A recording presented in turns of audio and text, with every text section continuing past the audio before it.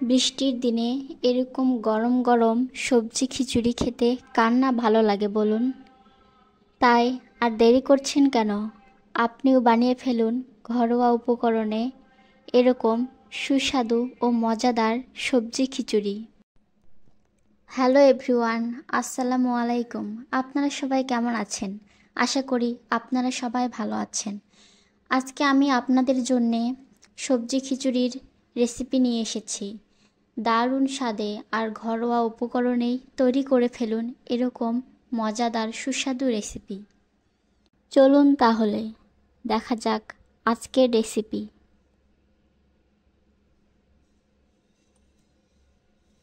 এখানে আমি একটি বাটিতে নিয়ে নিয়েছি চাল, মসুর ডাল, আলু, মিষ্টি কুমড়ো ও ছোলা বুট।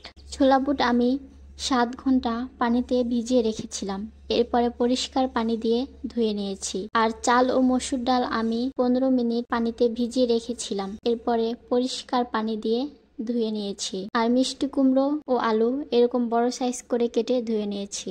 এখন রান্না করার জন্য নিয়ে নিয়েছি একটি কড়াই। কড়াইয়ে দিয়ে দিব পেঁয়াজ ও কেটে রাখা একটি কাঁচামরিচ। সাথে নিয়ে নিয়েছি একটি বড় সাইজের রসুনের দানা আর এক টুকরো নিয়েছি দারচিনি। এখন এর মধ্যে দিয়ে দিব গরম মশলা গুঁড়ো, ধনিয়া গুঁড়ো, হলুদ গুঁড়ো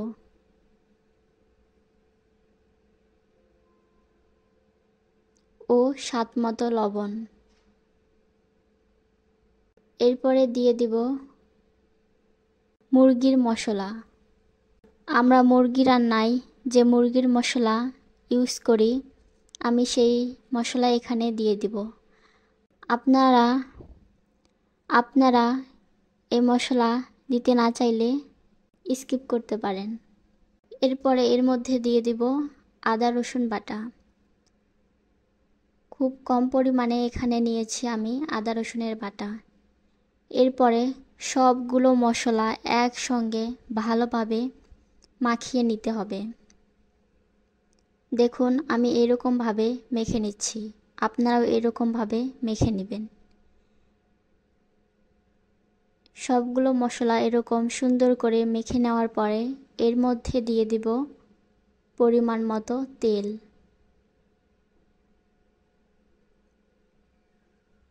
তেল দেওয়ার পরে আবারও সবগুলো মশলা তেলের সঙ্গে মাখিয়ে নেব। এরকমভাবে আমি সবগুলো মশলা তেলের সঙ্গে মাখিয়ে নিয়েছি। এখন এর মধ্যে দিয়ে দিব ধুয়ে রাখা চাল, ডাল ও সবজি। এখন আবারও সবগুলো উপকরণ এই মশলার সঙ্গে মাখিয়ে নেব। আপনারা যত ভালো করে মাখিয়ে নিতে পারবেন খেতে তত ভালো হবে। 2-3 মিনিট ধরে এরকম সুন্দর করে মাখিয়ে নেবেন। আমি সুন্দর করে মাখিয়ে নিচ্ছি। আর আপনাদের কাছে আমার ছোট্ট একটি রিকোয়েস্ট, আমার এই চ্যানেলটি সাবস্ক্রাইব করে আমার পাশে থাকুন। এখন এর মধ্যে দিয়ে দিচ্ছি মরিচের গুঁড়ো। মরিচের গুঁড়ো দেওয়ার পরে আবার ভালো করে সবগুলো উপকরণ এরকম সুন্দর করে মাখিয়ে নেব। সবগুলো উপকরণ সুন্দর করে মাখিয়ে নেওয়ার পরে ঢাকনা দিয়ে ঢেকে রাখব। এখন কড়াইটি আমি চুলায় বসিয়ে দিয়েছি। এখন রান্না করার পালা। কড়াইটি চুলায় বসিয়ে দেওয়ার পরে সবগুলো উপকরণ একটু ভেজে নেব। চালটা একটু ভেজে নিলে খিচুড়িটা ঝরঝরে হবে, তাই চালটা একটু ভেজে নেব।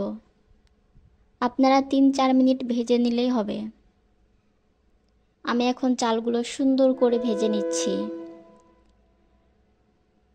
আমরা কম বেশি সবাই খিচুড়ি খেতে পছন্দ করি। দেখুন চালটা আমি সুন্দর করে ভেজে নিয়েছি। চালের মধ্যে কিন্তু কোনো রকম পানি নেই। চালটা কিন্তু ঝরঝরে হয়ে গেছে।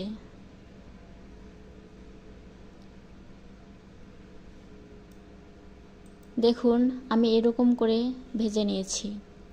আপনারাও চেষ্টা করবেন চালটা সুন্দর করে ভাজার। এখন চালটা ভাজা হয়ে গেলে এর মধ্যে দিয়ে দিব পরিমাণ মতো পানি। আমি কিন্তু এখানে গরম পানি দিচ্ছি, আপনারাও চেষ্টা করবেন গরম পানি দেওয়ার। পানি দেওয়ার পরে আবারও সবগুলো উপকরণ সুন্দর করে নেড়েচেড়ে দেব। নেড়েচেড়ে দেওয়ার পরে ঢাকনা দিয়ে ঢেকে রান্না করে নেব।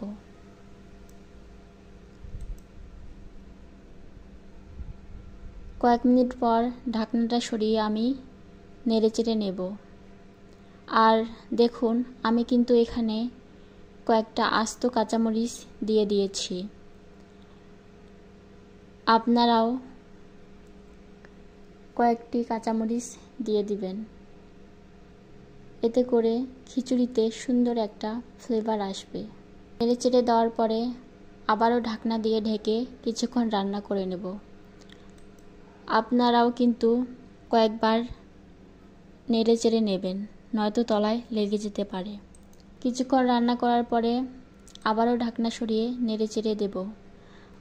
দেখুন খিচুড়ির পানিগুলো কিন্তু শুকিয়ে গেছে, পুরোপুরি শুকোয়নি এখনও কিন্তু একটু একটু পানি রয়ে গেছে। এখন আমি আপনাদেরকে দেখাচ্ছি চালটা সিদ্ধ হয়েছে কিনা। দেখুন চাল কিন্তু সেদ্ধ হয়ে গেছে। এখন আমি এটা সুন্দর করে নেড়েচেড়ে ৬-৭ মিনিট দমে রেখে দেব। ৬ মিনিট দমে রাখার পরে ঢাকনাটা সরিয়ে নেড়েচেড়ে নেব। দেখুন এখন কিন্তু খিচুড়িতে কোনো রকম পানি নেই, পুরোপুরি শুকিয়ে গেছে। আর দেখুন খিচুড়িটা কিন্তু ঝরঝরে হয়েছে। খিচুড়িটা একটু ঠান্ডা হয়ে গেলে আরও বেশি ঝরঝরে হয়ে যাবে। এখন আমি খিচুড়িটা চুলা থেকে নামিয়ে নেব। দেখুন কত সুন্দর হয়েছে খিচুড়ি। তাই আর দেরি না করে আপনারাও ঝটপট বানিয়ে ফেলুন এরকম সুস্বাদু খিচুড়ি। আশা করি আপনাদের এই রেসিপিটি ভালো লেগেছে।